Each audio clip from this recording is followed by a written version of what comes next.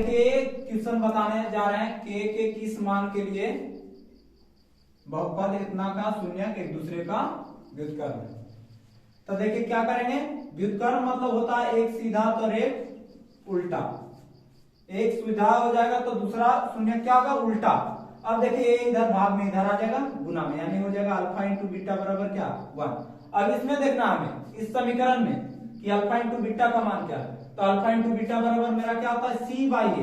तो सी के जगह पर कौन बैठा हुआ है के और ए के जगह पर क्या है कुछ नहीं तो 1, ये हो गया 1, इधर भाग में इधर जाएगा गुना, तो के का मान क्या हो गया 1। यानी सबसे वीवीआई क्वेश्चन है, बहुत बार पूछ चुका है ये क्वेश्चन, 2 नंबर में भी आता है और ऑब्जेक्टिव में भी आता है, इसलिए इसको छाप लीजिए दिमाग में, एकदम 100% है कि ऐसा आएगा ये, समझ गए। अब देखिए एक और बताते हैं, अब अगर आ गया ऐसा करके x square minus 5x plus 6 का शून्य ज्ञात करें, का शून्य ज्ञात करें। हम ऐसा बता रहे हैं कि आप सब्जेक्टिव भी बना सकते हैं और ऑब्जेक्टिव भी बना सकते हैं आसान तरीका से। पहला नंबर क्या करना है, इसका गुणनखंड तोड़ना है। तो पहला कीजिए कि ये दोनों को गुना कीजिए तो कितना आ जाता है 6x स्क्वायर। अब बीच वाला भाग को ऐसा तोड़िए कि गुना करना पर मेरा आ जाए 6x स्क्वायर और जोड़ने घटाने पे 5x। तो देखिए अगर आपका दिमाग काम नहीं कर रहा है कि कितना तोड़े तो कुछ नहीं करना है, जो मेरा ये गुना करके आया उसका गुणनखंड कर दीजिए, 2 से लगाइए 2 तिया 6। अब देखिए 3 और 2 5 आ रहा, 3 दूनी 6 आ रहा, यानी क्या हो जाएगा 3 2 में टूटेगा मेरा ये गुणनखंड। X square 3x minus 2x plus 6, देखिए टूट गया, 3 और 2 हो गया 5 और 3 दूनी 6 आ गया। अब कॉमन करने की बारी आ गया, तो कॉमन कर लीजिए, यहाँ दोनों जगह से x कॉमन करेंगे, यहाँ बच गया 1x, यहाँ बच गया 3। अब देखिए दोनों में x नहीं मैच कर रहा है तो क्या कॉमन कर लेंगे 2, यहाँ बच गया 1, यहाँ बच जाएगा -3। एक चीज ध्यान दीजिएगा कि गुणनखंड का ये दोनों सेम आना चाहिए, जब दोनों सेम आएगा तभी आपका बना हुआ सही है अथवा गलत है। अब देखिए दोनों जगह x -3 है तो x -3 कॉमन कर लेंगे, दोनों जगह से x -3 कॉमन कर लेंगे, यहाँ बच जाएगा 1, यहाँ बच जाएगा 2, यही आपका हो गया शून्य। अगर शून्य निकालना है तो क्या कर दीजिए बराबर 0 कर दीजिए, बराबर 0 कर दीजिए, इधर माइनस में उधर चल जाएगा प्लस में, इस साइड देखिए माइनस में उस साइड चल जाएगा प्लस में, यही आपका शून्य हो गया 1 2 हो गया 1 2 हो गया 1 3, ये हो गया आपका शून्य। आप इससे लॉन्ग क्वेश्चन भी बना सकते हैं, ऑब्जेक्टिव भी बना सकते हैं, ऑब्जेक्टिव में भी आता है और सब्जेक्टिव में भी आता है। अब जैसे चलना है हमें क्या, चलिए जैसे 2 चर वाला रैखिक समीकरण, बहुत ही वीवीआई चैप्टर, बहुत सारा सवाल इससे आएगा, आप देखिएगा इससे कुछ ऐसा ऑब्जेक्टिव आएगा कि आप तुरंत बना दीजिएगा। जैसे कि जब भी अगर आपका ये आ जाए क्वेश्चन तो एग्जाम सेंटर में जाइए, पहला नंबर कुछ नहीं कीजिए, जैसे ही आप जाइए जैसे ही क्वेश्चन को इसको पार लीजिए इससे आप कम से कम तो 5 सवाल आराम से बना सकते हैं। जाते ही इसको पारिए, एक सच ये हो गया x डैश, y हो गया a y डैश, ये हो गया जी, सब टोटल क्वेश्चन इसी का खेल है। इस पर आप टोटल क्वेश्चन बना सकते हैं, जो क्वेश्चन आप नहीं भी जान रहे उसको भी बना सकते हैं। सीधा से ये जानना है कि हमें इसे कहते हैं भुज और इसे कहते हैं कोटि, एकदम वीवीआई चैप्टर है, इससे बहुत सारा ऑब्जेक्टिव रहता है। अब जैसे हमें कहना नहीं जान रहे कि इसका चिन्ह क्या होगा, तो आप तो ये तो जान रहे होंगे कि ये साइड वाला रेखा प्लस होता है, ये साइड वाला रेखा माइनस होता है, ये साइड वाला रेखा प्लस होता है और ये साइड वाला रेखा क्या होता है माइनस। अब ए भी आप जानते होंगे कि इसे बोलते हैं प्रथम पाद या प्रथम चतुर्थांश, इसे बोलते हैं द्वितीय पाद या द्वितीय चतुर्थांश। उसी तरह इसको बोलते हैं तृतीय पाद या तृतीय चतुर्थांश, इसे बोलेंगे चतुर्थांश या चतुर्थ पाद, ये हो गया। अब हमें लग रहा है कि चिन्ह क्या होगा ये हमें पता नहीं, तो चिन्ह आप खुद निकाल सकते हैं। आप देखिए खुद यहाँ पर देखिए कि ये जो क्षेत्र बन रहा है किस 2 रेखा के बीच है, तो देखिए ये दोनों के बीच है, तो इसका देखिए चिन्ह क्या है, इसका भी प्लस है और इसका भी क्या है प्लस है, तो 2 यहाँ चिन्ह क्या हो जाएगा प्रथम पाद में प्लस और प्लस। अब देखिए इसका हमें नहीं पता है द्वितीय पाद का क्या होगा चिन्ह, तो हमें देखना है कि ये दोनों रेखा का चिन्ह क्या है, तो देखिए इसका क्या है माइनस इसका क्या है प्लस। पहले x का मान लिखा था फिर y का। अब इसमें आ जाइए तो इसमें तो दोनों माइनस है, इसमें क्या है दोनों माइनस। तृतीय पाद में क्या हो जाता है दोनों माइनस। और इसमें क्या हो जाएगा चतुर्थ।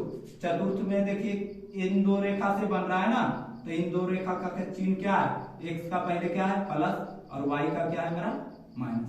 इस प्रकार हो गया इसका चिन्ह परिपाटी। यानी इससे भी आप बना सकते हैं। जैसे कि क्वेश्चन आता है इसे, क्वेश्चन इस प्रकार रहता है कि बिंदु बिंदु -4 3 किस पाद में स्थित है, पाद में स्थित है। तो अगर आप इसको याद कर लीजिएगा तो इस क्वेश्चन को बनाने में कोई दिक्कत है। आप देखिए अगर इसको टोटल को याद कर लीजिए, एग्जाम में जाइए आप कहीं पर इसे नोट कर लीजिए। अगर इसको आप याद कर लीजिएगा तो आराम से आप 5 क्वेश्चन बना सकते हैं। अगर ये याद रहेगा तो इसको बनाने में कोई दिक्कत है। देखिए कौन सा किससे मैच कर रहा है, x का मान माइनस में और y का मान प्लस में है। तो देखिए कहाँ मैच कर रहा है, इससे ना द्वितीय पाद से। यानी क्या हो जाएगा द्वितीय चतुर्थांश या द्वितीय पाद में ये बिंदु स्थित है, द्वितीय पाद में। अगर आ गया क्वेश्चन की माइनस बिंदु -2 -3 कौन सा पाद में स्थित है, कौन सा पाद में स्थित है। तो देखेंगे कि किससे मैच कर रहा है। तो देखिए दोनों का माइनस किस में होता है, तृतीय पाद में। तृतीय पाद में होता है तो ये क्या हो जाएगा तृतीय पाद में स्थित है, तृतीय पाद में स्थित है। बहुत सारा वीवीआई क्वेश्चन इससे हम बताने वाले हैं आज। एकदम शांति से देखते रहिए, शांति से देखिएगा, A to Z आप एग्जाम में सोल्व करके आइएगा, ये मेरा वादा है। जैसे क्वेश्चन आ गया ऐसे बिंदु, ये जो बताने जा रहे हैं बहुत ही वीवीआई। बिंदु -4 और 5 में भुज का मान होगा, या भुज का निर्देशांक होगा, या कह दे एक सच का निर्देशांक होगा, सब एक ही है। एक सच को हम भुज बोलते हैं, वाई एच को कोटि बोलते हैं। ये दिमाग में बैठा लीजिए। तो देखेंगे कि इसमें क्या x वाला मान शुरू में लिखा था, x वाला मान फर्स्ट में रहता है, तो x वाला मान कौन है a। तो भुज का मान क्या हो जाएगा, भुज बराबर क्या हो जाएगा -4, भुज का मान -4। अगर कह दे कि कोटि का मान, अगर क्वेश्चन में आ गया अगला क्वेश्चन, मान लीजिए बिंदु 4 और -5 में कोटि का मान क्या होगा। तो देख लेना इसमें कोटि का वैल्यू किसे कहते हैं, y का वैल्यू को कोटि का वैल्यू। तो ये हो गया x का वैल्यू, ये क्या हो गया y का वैल्यू। तो इसमें कोटि कितना हो जाएगा, कोटि होगा, एकदम दिमाग में छापिए, कोटि कितना हो जाएगा -5। एकदम दिमाग में छापने वाला क्वेश्चन है, एकदम वीवीआई है, ऐसा पूछता है एग्जाम में, समझ गए। अब अगर एकदम वीवीआई है, इससे एकदम इससे भी ज्यादा वीवीआई, मूल बिंदु का निर्देशांक, मूल बिंदु का निर्देशांक क्या होता है, एकदम वीवीआई। मूल बिंदु का निर्देशांक होता है, इसे O से कहते हैं सूचित। इसका होता है 0 0, इसमें x का भी वैल्यू 0 और y का वैल्यू 0। यही मेरा मूल बिंदु है, जहां से शुरू होता है सबका गिनती, यही मेरा मूल बिंदु है। इसका निर्देशांक क्या हो जाता है 0 और 0, समझ गए, 0 0 हो जाएगा। तो एकदम पूरा क्वेश्चन दिमाग में छाप लीजिए। अब देखिए इससे बहुत सारा और क्वेश्चन है, एकदम 100% लड़ेगा एग्जाम में, आप दिमाग में छाप के रखिए। देखिए जैसे कहा दे कि क्वेश्चन रह गया कि एक सच का समीकरण क्या होगा, एक सच की समीकरण, सबसे वीवीआई क्वेश्चन, एक सच की समीकरण क्या होगा। तो एक सच जब भी पूछे तो विपरीत कीजिए। अगर एक सच पूछे तो y बराबर 0, y पूछे तो x बराबर 0। यानी क्या एक सच पूछ रहा है ना, तो ये हो जाएगा y बराबर 0। यानी एक सच का समीकरण क्या हो जाएगा y बराबर 0। यही अगर क्वेश्चन पूछ दे कि y का समीकरण क्या होगा, वाई अक्ष की समीकरण क्या होगा, तो क्या हो जाएगा, x बराबर 0। अगर x अक्ष पूछे तो y बराबर 0 और y अक्ष पूछे तो x बराबर 0, एकदम विपरीत सा सवाल। इसी तरह ऐसे हो जाता है। अगर कह दे कि x अक्ष पर स्थित बिंदु का निर्देशांक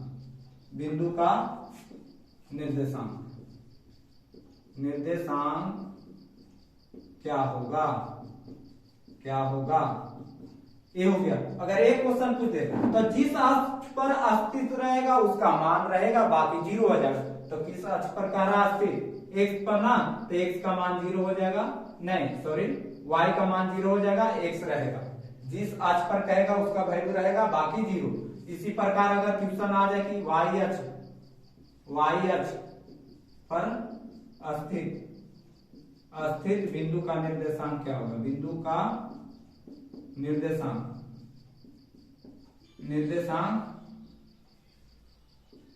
क्या होगा। अगर ऐसा आ गया सवाल तो क्या करना है, जब y अक्ष पूछे तो x बराबर 0, x का वैल्यू 0 हो जाएगा, x का वैल्यू 0, y रहेगा, ये हो गया। समझ गए। या कहते x अक्ष का निर्देशांक क्या होगा, तो x का वैल्यू रहेगा y 0। अगर y अक्ष का कहते निर्देशांक क्या होगा, तो x का 0, y रहेगा। समझ गए, ये हो गया। अब इससे भी दो और वीवीआई क्वेश्चन इससे है, दो और फिर इसका रेखा के बारे में बताएंगे कि कौन सी हल का रेखा प्रतिच्छेदी होगा, कौन सा समीकरण संगत होगा, कौन अनेक हल होगा, ए। समझ गए। अब देखिए क्या हो जाएगा, ऐसा क्वेश्चन रहता है किसी बिंदु से, एकदम बहुत बार पूछा गया क्वेश्चन है ऑब्जेक्टिव में, किसी बिंदु से एक सच की दूरी को क्या करते हैं, किसी बिंदु से एक सच की दूरी को क्या कहते हैं। तो आप खुद यहां पर समझ लीजिए, चाहे तो इधर लीजिए चाहे तो इधर।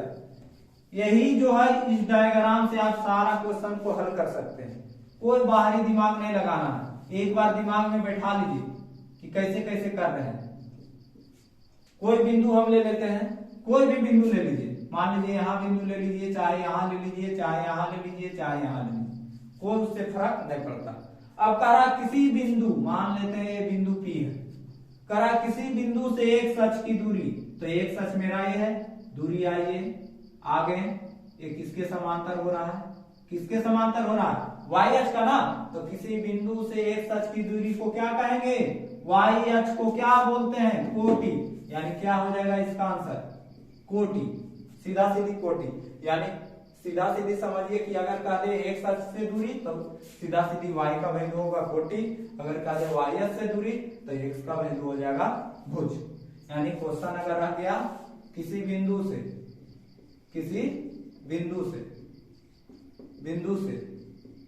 y अक्ष की दूरी को क्या कहते हैं, तो y अक्ष की दूरी को क्या कहेंगे। मान लीजिए कोई बिंदु यहाँ, मान लीजिए P, y अक्ष मेरा कौन है A, अब इसकी दूरी जाइए, यही मेरा क्या हो गया दूरी। ये देखिए किसके समांतर हो रहा है, एक सच का ना, तो एक सच को क्या कहते हैं, भुज। यानी हो जाएगा भुज। समझ गए, ये हो गया मेरा भुज। अब देखिए आइए रेखा के बारे में, दो चर वाले रैखिक समीकरण में जो होता है रेखा से संबंधित, किसका रेखा प्रतिच्छेदी होगा, एक सब बताएंगे।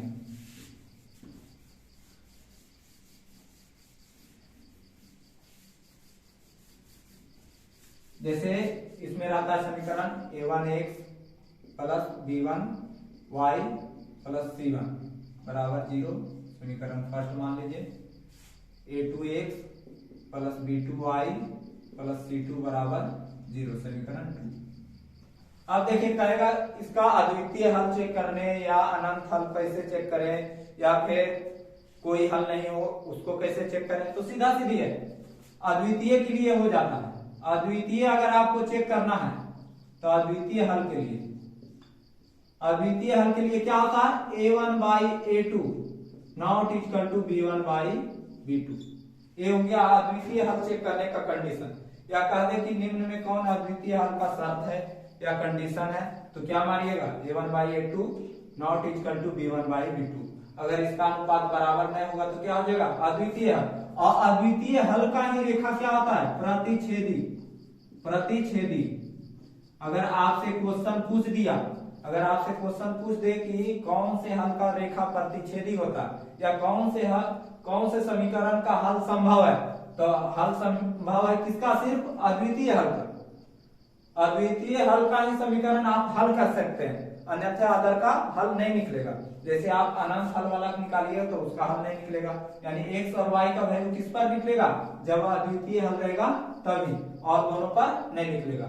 यानी ये क्या हो जाएगा, इसका रेखा प्रतिच्छेदी होगा, किसका, अद्वितीय हल का। अब अगर ऐसे आ गया, आपको चेक किए, अगर ऐसे आ गया, कोई हल नहीं, कोई हल नहीं, कोई हल नहीं का कंडीशन, हल नहीं, इसका रेखा होता है समांतर।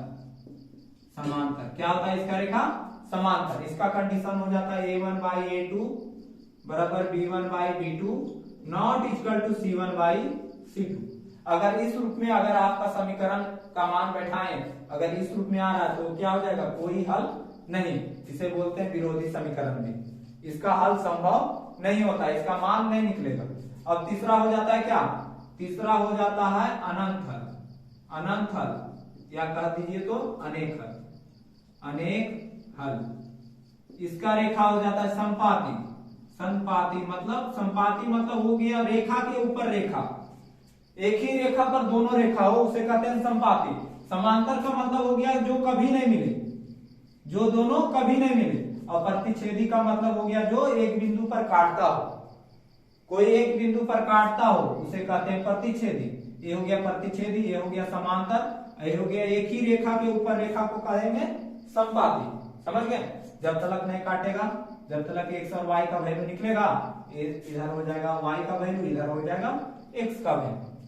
समझ गए, जब तक, यानी क्या, अगर कह दे कि किस समीकरण का हल संभव है, तो जिसका अद्वितीय हल होगा उसका हल संभव है, ये दोनों रहेगा तो हल संभव नहीं। अगर कह दे आपको कि संगत समीकरण कौन होगा, तो संगत समीकरण चेक करने के लिए अगर आपको कह दे कि निम्न में कौन संगत समीकरण है, तो आप चेक कीजिए। अगर ये दोनों हल आ गया, चाहे तो अद्वितीय आ जाए, चाहे तो अनंत हल चेक करने का कंडीशन हो जाता है a1 बाई a2 बराबर b1 बाई b2 बराबर c1 बाई c2। अगर ये कंडीशन आ गया तो अनंत हल हो गया। अगर कह दे कि संगत कौन है, तो संगत होने के लिए क्या होना चाहिए, ये दोनों होना चाहिए। अगर ये दोनों में कोई भी है तो संगत हो जाएगा, ये रहेगा तो असंगत हो जाएगा। यानी ये आएगा कोई हल नहीं तो समीकरण असंगत हो जाएगा, ये आएगा तो क्या हो जाएगा, संगत। संगत समीकरण इसे कह सकते हैं, समझ गए, संगत समीकरण। चलिए अब इस वीडियो को यहीं पर लास्ट करते हैं, क्योंकि बहुत ज्यादा समय हो गया है। आप लोग भी आराम से पढ़िए, बहुत से अच्छा से देखिए, इतना ही देख लीजिए, 3 चैप्टर आप देख लीजिए, 3 चैप्टर का एक भी ऑब्जेक्टिव आपसे नहीं छूटेगा। आप जाइए एग्जाम दीजिए अच्छा से, सभी के लिए गुड लक।